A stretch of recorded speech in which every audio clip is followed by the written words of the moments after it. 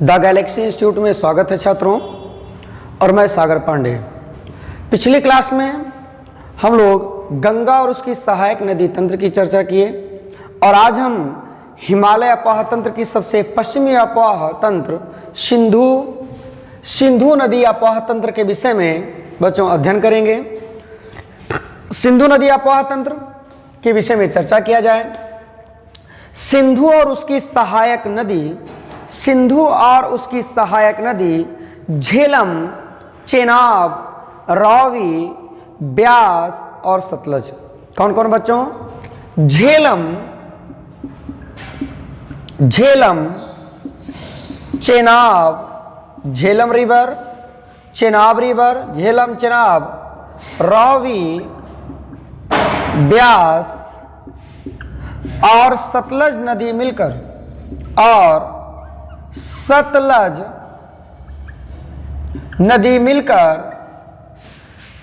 सिंधु और उसकी सहायक नदी झेलम, चेनाब, रावी, ब्यास और सतलज नदी मिलकर ही सिंधु नदी अफवाह तंत्र का निर्माण करती है। सिंधु नदी अफवाह तंत्र हिमालयी अफवाह तंत्र की सबसे पश्चिमी अफवाह तंत्र सिंधु नदी अफवाह तंत्र है। सिंधु नदी कैलाश पर्वत, तिब्बत में कौन सा पर्वत बच्चों? कैलाश पर्वत। तिब्बत के कैलाश पर्वत के चेमा युंगडुंग ग्लेशियर, तिब्बत में कौन सा ग्लेशियर बच्चों? चेमा युंगडुंग ग्लेशियर या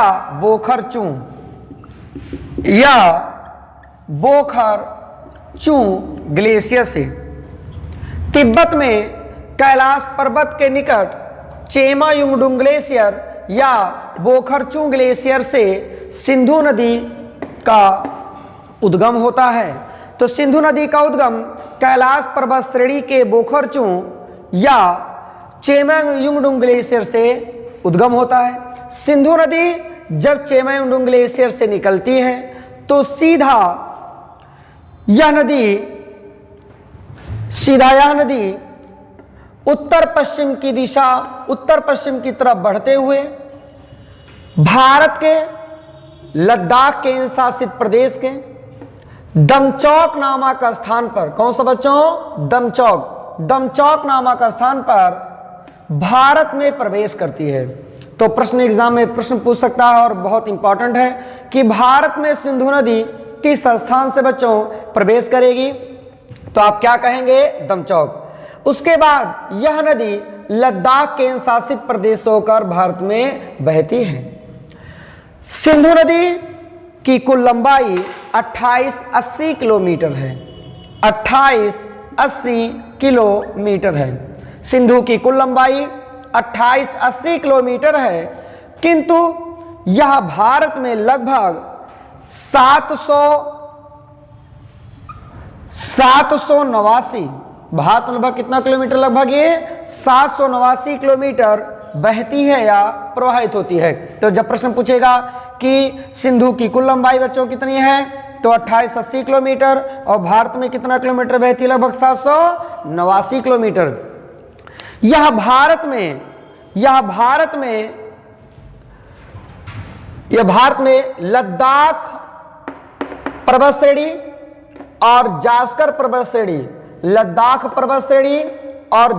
पर्वत श्रेणी के मध्य बहती है। बहुत ही महत्वपूर्ण प्रश्न है बच्चों ये कि जब हिमालय पर्वत पढ़ेंगे तो हिमालय पर्वत क्षेत्र से सबसे महत्वपूर्ण पर्वत हिमालय पर्वत और साथ साथ जब नदियों के मिलन से जब प्रश्न बनता है तो सबसे महत्वपूर्ण प्रश्न ये बनता है कि सिंधु नदी किस पर्वत श्रेणी के मध्य से होकर गुजरती है? तो लद्दाख पर्वत श्रेणी और जास्कर पर्वत श्रेणी के मध्य से। दूसरे तरीके से बच्चों प्रश्न पूछता है कि कौन सी ऐसी नदी है जो लद्दाख पर्वत श्रेणी और जास्कर पर्वत श्रेणी को अलग करती है? देखिए दूसरे तरीके से एग्जामिनर प्रश्न पूछ लेगा। एक तो पहला प्रश्न पूछेगा कि सिंधु नदी किस किस पर्वत श्रेणी के मध्य बहती है? जब मध्य की बात करेगा तो बच्चों लद्दाख पर्वत श्रेणी की बात करेंगे और दूसरा पर्वत श्रेणी कौन सा? जास्कर। और दूसरे तरीके से एग्जामिनर प्रश्न पूछता है तो यह पूछेगा कि कौन सी एक ऐसी नदी है जो लद्दाख पर्वत श्रेणी और जास्कर पर्वत श्रेणी को अलग करती है? तब भी हम आंसर बच्चों क्या देंगे, सिंधु नदी। कौन सी नदी बच्चों, सिंधु नदी। और उसके बाद यह नदी आगे बढ़ते हुए सबसे महत्वपूर्ण प्रश्न एक और यहां से प्रश्न बन सकता है या बनता पूछा जाता है कि लेह शहर किस नदी के किनारे बसा है। तो लेह शहर सिंधु नदी के दाएं तट पर स्थित है। यह भी प्रश्न कभी कभी पूछता है कि लेह शहर सिंधु के दाएं बसा है कि बाएं बसा है। तो हम आंसर क्या देंगे, दाएं। लेह शहर सिंधु नदी के दाएं बसा है। और यह लेह शहर से आगे बढ़ते हुए यह नदी जब लद्दाख के चिल्लास में पहुंचती है, लद्दाख के आगे बढ़ते हुए लद्दाख के शासित प्रदेश को जब पार करती है तो पाकिस्तान के कौन सा जगह, चिल्लास, पाकिस्तान के चिल्लास नामक स्थान पर यह पाकिस्तान में प्रवेश करती है। पाकिस्तान के चिल्लास में यह पाकिस्तान में प्रवेश करती है। कौन सी नदी बच्चों, सिंधु नदी। और यह भारत में किस स्थान पर प्रवेश करेगी, दमचौक। फिर महत्वपूर्ण एक बार फिर इसको रिवीजन करते हैं। सबसे महत्वपूर्ण बात, फिर प्रश्न पूछेगा कि तिब्बत में सिंधु नदी को किसके नाम से पुकारते हैं। तिब्बत में सिंधु नदी को सिंगी खम्बान के नाम से जाना है। तिब्बत में बच्चों, तिब्बत में सिंधु नदी को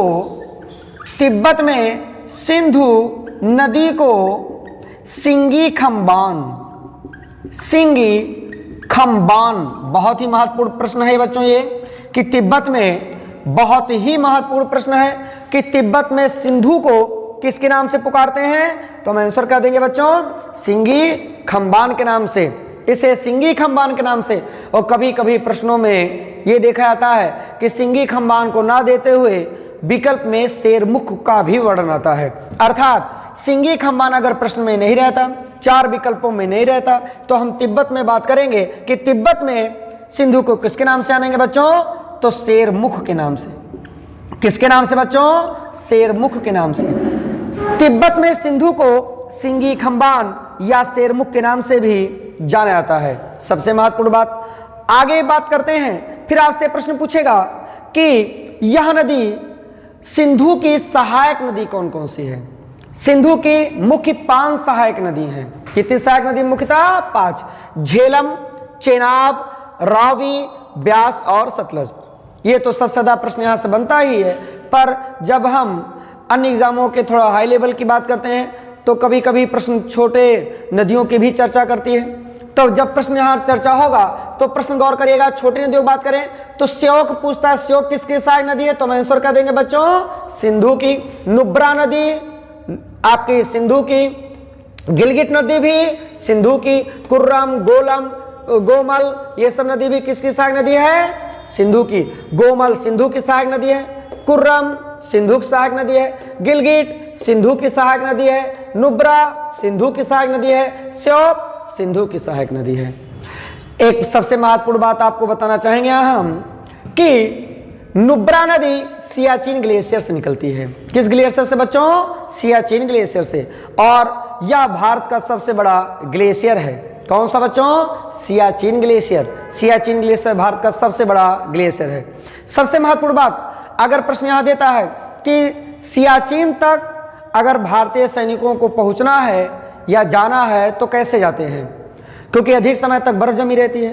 तो सबसे महत्वपूर्ण बात यह कि भारतीय सैनिक इसी नदी से, किस नदी से, नुब्रा नदी के माध्यम से जलमार्ग से होते हुए वो सियाचिन तक पहुंचते हैं। सबसे महत्वपूर्ण बच्चों क्या, नुब्रा नदी से होते हुए भारतीय सैनिक सियाचिन तक पहुंचते हैं। आगे बढ़ेंगे। फिर प्रश्न पूछता है, ये सब नदियां दाएं से मिलती हैं। श्योक नदी सिंधु के दाएं से, नुब्रा नदी दाएं से, गिलगिट नदी दाएं से, कुर्रम, गोमल भी दाएं से। लेकिन अगर फिर प्रश्न पूछे कि बाएं से मिलने वाली नदी कौन सी होगी सिंधु की, तो हम आंसर क्या देंगे बच्चों, जास्कर। जास्कर नदी सिंधु के बाएं से मिलती हैं। आगे बच्चों बात करेंगे हम सिंधु के विषय में। भारत और पाकिस्तान के मध्य वर्ष 1960 में सिंधु जल समझौता हुआ था। उस समय भारत के प्रधानमंत्री पंडित जवाहरलाल नेहरू थे। आपसे अगर प्रश्न पूछता है कि उसमें पाकिस्तान के प्रधानमंत्री कौन थे, सॉरी उसमें पाकिस्तान के राष्ट्रपति कौन थे, तो उस समय पाकिस्तान के राष्ट्रपति अयूब खान थे। कौन थे बच्चों, अयूब खान। अयूब खान और पंडित जवाहरलाल नेहरू के मध्य सिंधु जल समझौता 1960 में हुआ था, जिसके तहत, और हुआ कहां था ये, रावलपिंडी में 19 सितंबर 1960 में 19 सितंबर 1960 में राष्ट्रपति अयूब खान और भारत के प्रधानमंत्री पंडित जवाहरलाल नेहरू के मध्य रावलपिंडी में, जब पूछे कहां पर हुआ था तो हम आंसर देंगे रावलपिंडी में। रावलपिंडी में सिंधु जल समझौता हुआ था 19 सितंबर 1960 में। आगे बढ़ेंगे बच्चों, जिसके तहत भारत की सिंधु और उसकी सहायक नदी चेनाब और झेलम, चेनाब और बच्चों क्या, झेलम के जल का 20% जल भारत प्रयोग करेगा। कितना प्रतिशत? 20% भारत, और शेष 80% जल का उपयोग पाकिस्तान करेगा। कौन करेगा? पाकिस्तान।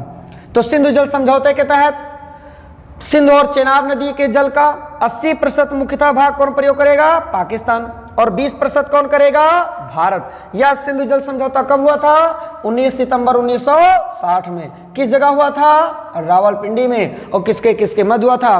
भारत के प्रधानमंत्री जवाहरलाल नेहरू और पाकिस्तान के राष्ट्रपति अयूब खान के मध्य। आगे बढ़ेंगे, अब हम चर्चा करते हैं बच्चों सिंधु की मुख्य सहायक नदियों की।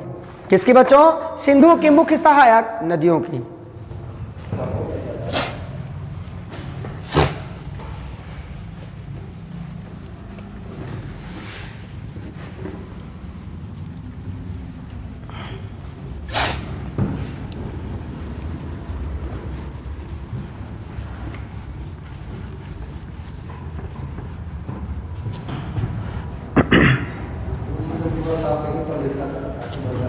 गुरु जी,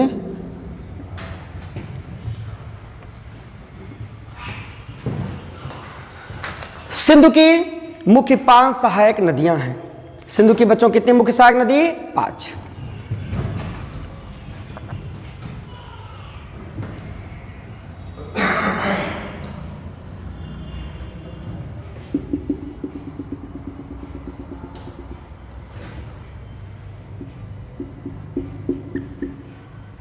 सिंधु नदी होगी बच्चों।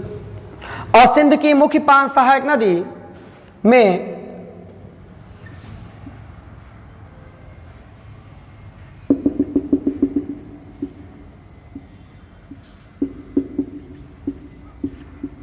झेलम रिवर हो गई है,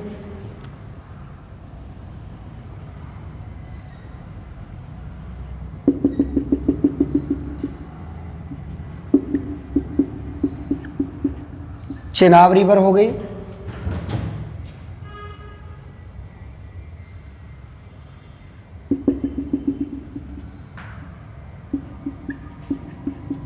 रावी रिवर हो गई,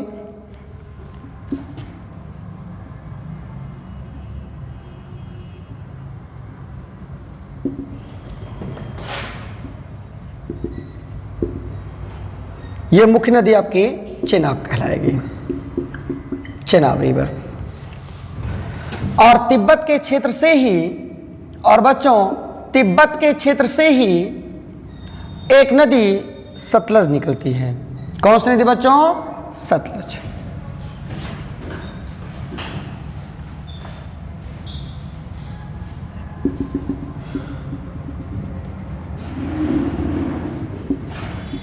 ये हो गई सतलज रिवर। और एक नदी सतलज की सहायक नदी जिसका नाम ब्यास है। कौन सी नदी बच्चों? ब्यास। और सतलज नदी चेनाब के साथ मिल जाएगी और ये नदी पाकिस्तान में जाकर सिंधु से मिल जाती है। तो सिंधु की मुख्य 5 सहायक नदी हैं। कौन सी सहायक नदी भैया? 5। झेलम नदी चेनाब में मिलती कहां है? झंग नामक स्थान पर। झंग नामक स्थान पर। उसके बाद अगर बात किया जाए आगे तो सिंधु नदी, सिंधु नदी बच्चों सिंधु नदी कि मुख्य 5 सहायक नदियां हैं, ये 5 सहायक नदी बाएं हैं। तो प्रश्न पूछे जाए कि सिंधु की 5 सहायक नदियां दाएं से मिलेंगी कि बाएं से मिलेंगी, तो हम क्या आंसर देंगे, बाएं से। झेलम नदी चेनाब की सहायक नदी है, पर चेनाब की नदी झेलम नदी चेनाब की दाएं से मिलती है, बाएं से, दाएं से। जैसा कि हम पिछली वीडियो में चर्चा कर चुके हैं, अगर कोई भी नदी जिस दिशा में बहे उस दिशा में नदी की तरफ नदी के ऊपर पेट करके लेट जाया जाए और लेटने पर जो आपका दायां होगा वही नदी का दायां होगा, जो आपका बायां होगा वो नदी का बायां होगा। जैसे देखिए बच्चों, ये हम अगर चर्चा करें कि चेनाब पर लेटा गया, इस स्केल का दायां ही नदी का दायां होगा और इस स्केल का बायां ही नदी का बायां होगा। अर्थात चेनाब के दाएं कौन नदी मिलेगी, झेलम, और चेनाब के बाएं कौन मिलेगी, रावी नदी। तो रावी चेनाब के बाएं हैं और झेलम चेनाब के दाएं हैं। तो चेनाब की मुख्य सहायक नदी झेलम और क्या हो गई भैया, रावी नदी। चेनाब और रावी नदी, झेलम और रावी नदी चेनाब में मिल जाती हैं और मुख्य धारा चेनाब आगे बढ़ती है। ब्यास नदी सतलज की सहायक नदी है और सतलज नदी तिब्बत से निकलती है और ये सतलज नदी चेनाब से मिल जाती है और आगे सब नदियां मिलकर सिंधु में मिल जाती हैं। तो सिंधु की मुख्य कितनी सहायक नदियां बच्चों, 5, झेलम, चेनाब, रावी, ब्यास और सतलज के विषय में। अब हम सबसे पहले बात करेंगे झेलम नदी के विषय में बच्चों। किस नदी विषय में बच्चों, झेलम के विषय में।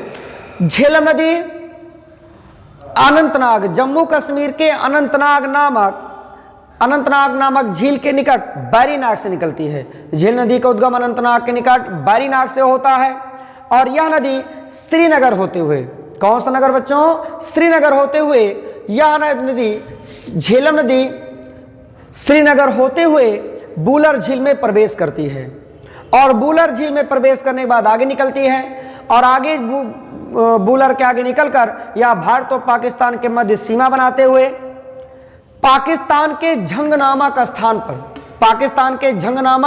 स्थान पर चेनाब से मिल जाती है।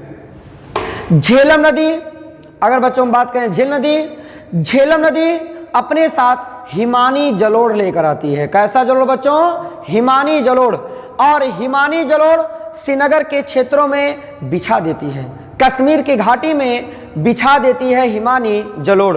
और हिमानी जलोढ़ बहुत महत्वपूर्ण मिट्टी है।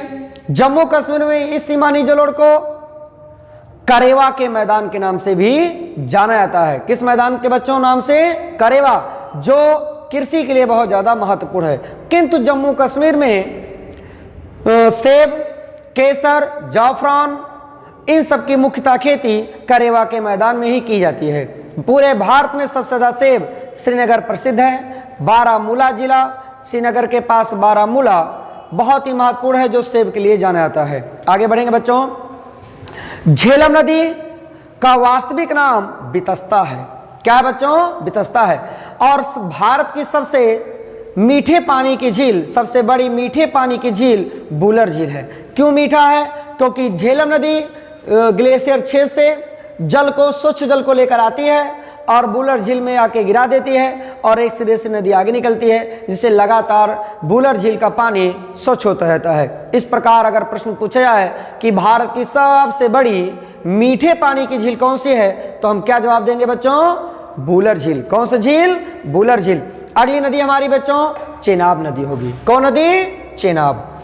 चेनाब नदी सिंधु की सबसे बड़ी सहायक नदी है। अगर प्रश्न पूछा है कि सिंधु की सबसे बड़ी सहायक नदी कौन सी है, तो हम क्या जवाब देंगे बच्चों, चेनाब नदी। कौन सी नदी, चेनाब। चेनाब नदी हिमाचल प्रदेश की हिमाचल प्रदेश से निकलती है। चेनाब नदी कहां से निकलती है बच्चों, हिमाचल प्रदेश से, और यह 2 नदियों के मिलने से बनी है। चेनाब नदी 2 नदियों के मिलने से बनी है। एक का नाम चंद्र और दूसरे का नाम भागा नदी। और चंद्र और भागा ये 2 नदियां एक साथ मिलती हैं। और कहां मिलती है बच्चों, ये 2 नदियां हिमाचल प्रदेश के लाहौल स्पीति जिले में, कहां, लाहौल स्पीति जिले में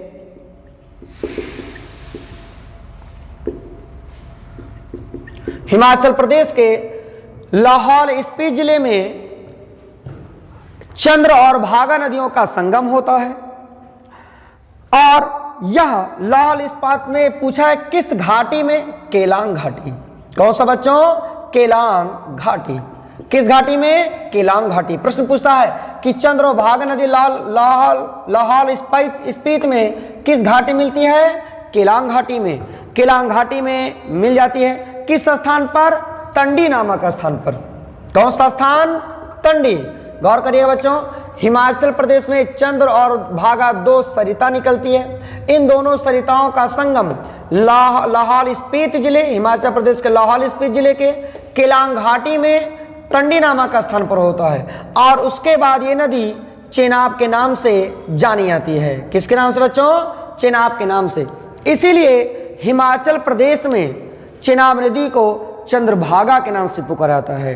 किसके नाम से बच्चों? चंद्रभागा के नाम से पुकारा जाता है। अगर आपसे प्रश्न पूछे कि हिमाचल प्रदेश में चेनाब को किसके नाम से जाना जाएगा, तो हम क्या आंसर देंगे बच्चों? चंद्रभागा के नाम से। और चंद्रभागा नदी दो नदियों के मिलने से बनी है, चंद्र और भागा। हिमाचल प्रदेश के लाहौल स्पीति जिले के केलांग घाटी के टंडी नामक स्थान पर चंद्र और भागा नदी मिलती है। उसके बाद में इसे हम चेनाब के नाम से जानते हैं। चेनाब नदी झेलम और रावी नदी का जल लेकर आगे बढ़कर सिंधु से मिल जाती है।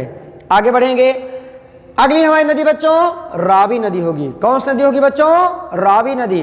रावी नदी का उद्गम हिमाचल प्रदेश से होता है। रावी नदी का उद्गम बच्चों कहां से होगा? हिमाचल प्रदेश से होगा। झेलम नदी का उद्गम बच्चों कहां से होगा? जम्मू कश्मीर से होगा। चेनाब का उद्गम बच्चों कहां से होगा? हिमाचल प्रदेश से होगा। रावी नदी का बच्चों उद्गम कहां से होगा? हिमाचल प्रदेश से होगा। और हिमाचल प्रदेश के कांगड़ा जिले में, किस जिले में बच्चों? कांगड़ा। कौन सा जिला बच्चों? कांगड़ा जिला। हिमाचल प्रदेश के कांगड़ा जिले में, हिमाचल प्रदेश के कांगड़ा जिले में स्थित एक घाटी है जो बहुत महत्वपूर्ण है, जिसका नाम है कुल्लू घाटी। कौन सा बच्चों? कुल्लू घाटी। कुल्लू घाटी हिमाचल प्रदेश के कांगड़ा जिले के कुल्लू घाटी, कौन सी घाटी? कुल्लू घाटी के पास एक दर्रा है जिसका नाम रोहतांग दर्रा है। कौन सा दर्रा बच्चों? रोहतांग दर्रा। कौन सा दर्रा? रोहतांग दर्रा। इस रोहतांग दर्रे के पास से ही रावी नदी का उद्गम होता है। तो रावी नदी का जब प्रश्न पूछा जाए कि रावी नदी का उद्गम कहां से होता है, तो हिमाचल प्रदेश के कांगड़ा जिले के कुल्लू घाटी के पास रोहतांग दर्रा है और इसी दर्रे के पास से रावी नदी का उद्गम होता है। रावी नदी हिमाचल प्रदेश और जम्मू कश्मीर होते हुए, हिमाचल प्रदेश और जम्मू कश्मीर होते हुए जाकर पाकिस्तान में चेनाब से मिल जाती है। रावी नदी, सबसे महत्वपूर्ण प्रश्न यहां पूछता है, रावी नदी किस घाटी से? कुल्लू घाटी से। किस घाटी बच्चों? कुल्लू घाटी से। लेकिन एक सबसे महत्वपूर्ण प्रश्न रावी से यह प्रश्न पूछता है कि रावी नदी किस किस पर्वत श्रेणी के मध्य बहती है। और जब पूछा है किस किस पर्वत श्रेणी के, तो पीर पंजाल धौलाधर पर्वत श्रेणी के। ये पीर पंजाल बच्चों पर्वत श्रेणी है। पीर पंजाल पर्वत श्रेणी, पीर पंजाल पर्वत श्रेणी, और ये धौलाधर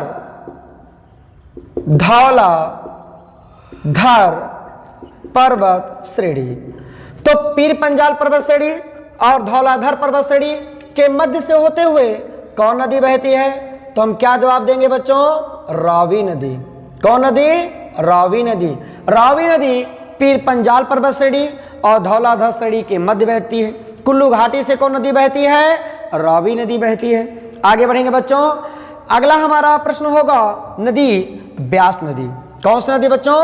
ब्यास नदी। ब्यास नदी का उद्गम हिमाचल प्रदेश से होता है। किस प्रदेश होगा? हिमाचल प्रदेश से। इस प्रकार हमारे सामने तीन नदियां गुजर रही हैं, चेनाब नदी, रावी नदी और ब्यास नदी। इन तीनों को उद्गम अगर किसी राज्य से पूछा है कि किस राज्य से होगा, तो आप आंसर देंगे कौन सा राज्य? हिमाचल प्रदेश। ब्यास नदी का उद्गम भी हिमाचल प्रदेश के कुल्लू घाटी में स्थित रोहतांग दर्रा। कुल्लू घाटी में कौन सा दर्रा बच्चों? रोहतांग दर्रा के निकट एक बहुत बड़ा कुंड है जिसे हम ब्यास कुंड के नाम से जानते हैं। कौन सा कुंड? ब्यास कुंड। ब्यास कुंड। तो ब्यास नदी का उद्गम कुल्लू घाटी, हिमाचल प्रदेश के कुल्लू घाटी के रोहतांग दर्रे के निकट ब्यास कुंड से होता है। तो ब्यास नदी का उद्गम ब्यास कुंड से होता है। किस कुंड से बच्चों? ब्यास कुंड से। और यह सतलज नदी में कपूरथला के निकट, पंजाब में कपूरथला के निकट हरिके नामक स्थान पर, कौन सा स्थान बच्चों? हरिके नामक स्थान से, हरिके नामक स्थान से ब्यास नदी पंजाब में कपूरथला के निकट हरिके नामक स्थान पर सतलज से ब्यास मिल जाती है और यहीं से भारत की सबसे लंबी नहर इंदिरा गांधी नहर का उद्गम होता है। तो जब प्रश्न पूछा जाएगा बच्चों कि ब्यास हरिके नामक स्थान से कौन सी नहर निकाली गई है, तो हम आंसर क्या देंगे? इंदिरा गांधी नहर। सबसे महत्वपूर्ण यहां से फिर प्रश्न पूछता है कि ब्यास कौन सी एक ऐसी नदी है, सिंधु की सहायक नदी, महत्वपूर्ण, जो भारत से निकलती है और भारत में ही रह जाती है। तो ब्यास ही सिंधु की एक ऐसी सहायक नदी है जिसका उद्गम भारत में होता है और यह भारत में ही रह जाती है। अगली महत्वपूर्ण नदी हमारी बच्चों क्या होगी? सतलज। कौन सी नदी? सतलज नदी। सतलज नदी फिर प्रश्न पूछता है कि सतलज नदी का उद्गम कहां से होता है। इसको समझने के लिए थोड़ा सा ध्यान देंगे चित्र पर बच्चों। फिर अगला हमारा नदी तंत्र सतलज के बाद पढ़ने के बाद अगला नदी तंत्र बच्चों हम क्या पढ़ेंगे? ब्रह्मपुत्र नदी तंत्र। और ब्रह्मपुत्र नदी तंत्र के बाद हम पढ़ेंगे कि वर्तमान में कुछ 2-4-5 मंथ के मध्य लगातार हिमालय पर्वत श्रेणी में प्राकृतिक आपदा कैसे कैसे रही, चाहे वो जंगलों का जलना हो, चाहे ग्लेशियर का टूटना हो, ये हम ब्रह्मपुत्र नदी तंत्र के बाद प्राकृतिक आपदा को पढ़ेंगे। हम बात कर रहे थे बच्चों सतलज नदी की। सतलज नदी, सतलज नदी भारत से निकलती है कि तिब्बत से निकलती है या भारत के परे से निकलती है? कभी कभी प्रश्न पूछता है कि निम्न में से कौन सी एक ऐसी नदी है जो भारत के परे से निकलती है या भारत के परे है। भारत के परे का तात्पर्य है कि वो भारत की सीमा से ना होकर किसी दूसरे देश की सीमा से निकलती हो, किसी दूसरे देश से निकलती हो। तो भारत के परे नदी ब्रह्मपुत्र नदी है जो कि भारत से नहीं निकलती बल्कि तिब्बत से निकलती है। सिंधु नदी तिब्बत से निकलती ना कि भारत से। सतलज नदी भी भारत से नहीं बल्कि तिब्बत से निकलती है। सतलज नदी का उद्गम तिब्बत में मानसरोवर झील के निकट से होता है, मानसरोवर झील के निकट से। और राकसताल, कौन सा झील बच्चों? राकसताल या राक्षसताल झील से होता है। और यह भारत में सिपकीला दर्रे से, बहुत महत्वपूर्ण है कि भारत में कौन सा दर्रा बच्चों? सिपकीला दर्रा। कौन सा दर्रा? सिपकीला दर्रा। भारत में सिपकीला दर्रे से होते हुए ये सतलज नदी प्रवेश करती है। किस राज्य में प्रवेश करती है? हिमाचल प्रदेश में। कौन सा राज्य बच्चों? हिमाचल प्रदेश। और यह पाकिस्तान में चेनाब के साथ मिलकर सिंधु में मिल जाती है। सबसे महत्वपूर्ण प्रश्न कि तिब्बत में सतलज नदी को किसके नाम से जानते हैं? तो तिब्बत में सतलज नदी को लॉन्गचेन खम्बान, लॉन्गचेन